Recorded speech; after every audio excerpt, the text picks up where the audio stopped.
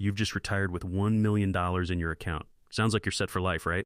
But here's the terrifying truth. Pull out the wrong amount each year, and you could be broke by 75 while you're still very much alive and needing money. Today, I'm showing you the one simple rule that separates retirees who run out of money from those who don't. Picture this. It's your first month of retirement. No more paychecks.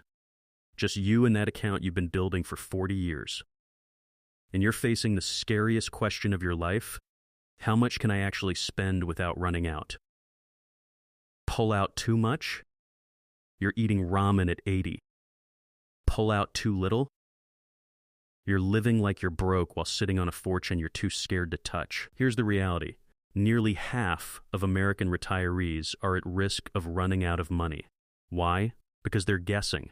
They're winging it. They're pulling numbers out of thin air based on what feels right. And that's a recipe for disaster.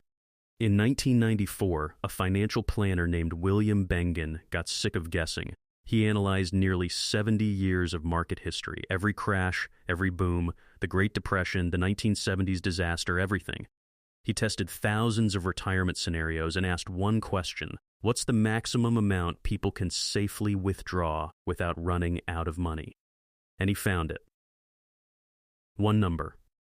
One simple percentage that worked through every market catastrophe in modern history. The 4% rule. And it's so simple you'll wonder why no one explained it to you like this before. Here's how it works. Forget the complicated formulas. This is stupidly simple. In year one of retirement, you've got $1 million saved. You take out 4%. That's $40,000 for your first year of retirement. You live on that $40,000. Pay your bills. Take some trips. Enjoy your life. Now here's the part everyone messes up. In year two, and every year after, you don't take another 4% of whatever's left. Instead, you just bump up last year's amount by inflation. If inflation was 3%, you now take $41,200. Next year, bump it up again by that year's inflation. Here's what makes this brilliant. Your spending stays steady and grows with the cost of living. But your account? It's doing its own thing, sometimes up, sometimes down. But over the long run, it keeps working for you. When Bengen tested this, he found something incredible. Even if you retired at the absolute worst times in history, right before crashes, right before recessions, your money still lasted at least 30 years. Retired in 1929 before the Great Depression, money lasted. Retired in 1966 before a terrible market decade, money lasted. Retired in 2000 before two major crashes, money lasted. A 96% success rate across every possible retirement since 1926. Those are pretty good odds when your entire future is on the line. You're probably thinking, why does this random percentage work? 3 reasons. First, the market grows faster than you're withdrawing. Historically, a balanced portfolio of stocks and bonds grows about 7-8% per year on average. You're only taking 4% plus inflation. Most years, your account is actually growing even while you're spending. You're not draining it, you're skimming the growth. Second, you survive the crashes. By only taking 4%, even when the market drops 30%, you've still got plenty left to recover when the market bounces back. And here's the thing about markets, they always bounce back. Always. You just need enough money left to catch the recovery. Third, you're not making emotional decisions. The biggest retirement killer isn't market crashes. It's panic. People see their account drop and freak out. They sell everything. They lock in their losses. The 4% rule removes emotion. You have a plan. You stick to it. You don't panic. You don't make million-dollar mistakes based on fear. Let me show you what this looks like in real life. Meet Tom and Linda, both retired in 2000 with $800,000.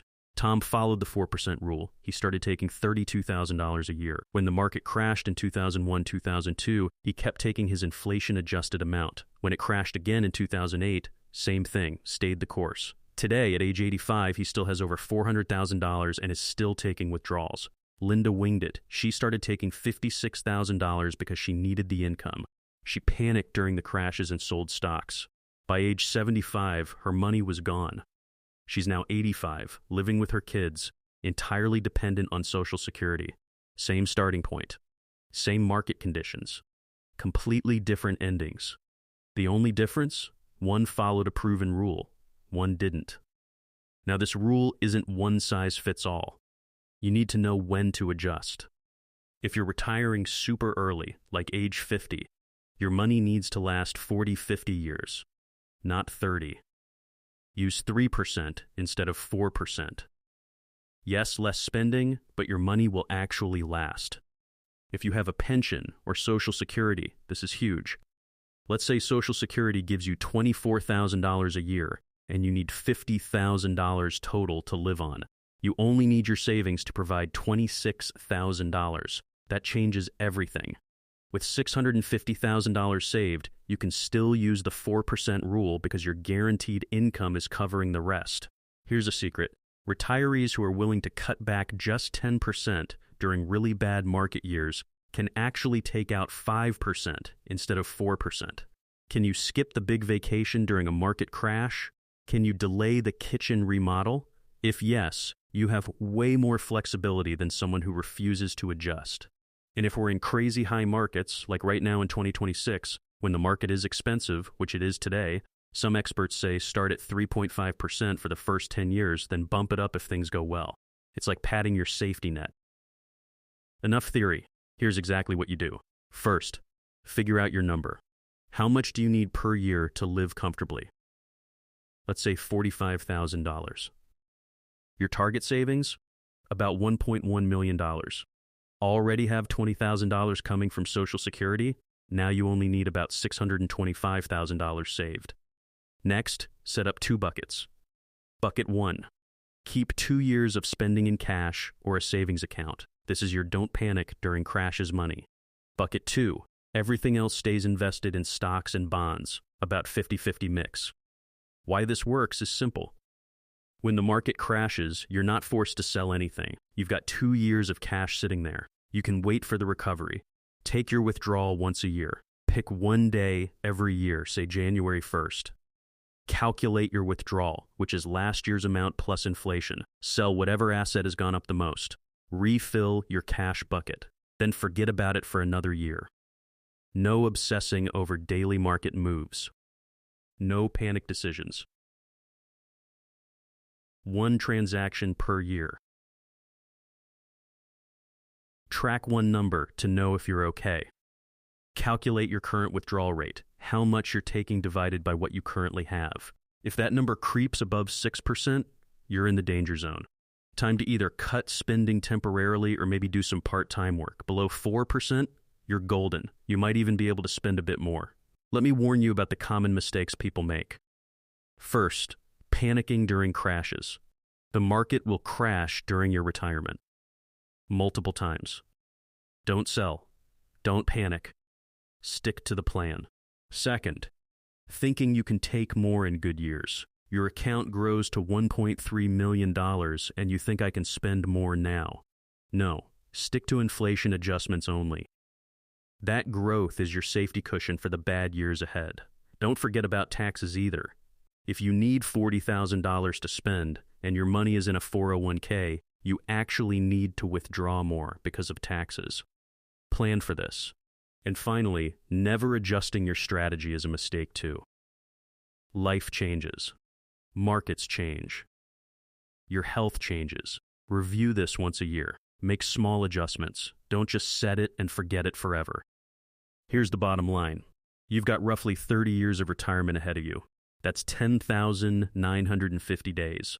And you're going to wake up every single one of those days wondering if your money will last. The 4% rule doesn't guarantee anything, but it gives you the best odds based on 100 years of actual data. Remember these key points. Start by taking 4% in year 1. Adjust only for inflation after that. Keep 2 years in cash so you never panic sell. Stay around 50% stocks, 50% bonds. Review once a year and adjust if needed. The uncomfortable truth? Most people spend more time planning a vacation than planning their 30-year retirement. Don't be most people. If this made sense, hit subscribe. Next week, I'm showing you exactly how to set this up step by step with real account examples. Drop a comment. How much are you aiming to have saved for retirement? Your 85-year-old self is watching. Make them proud.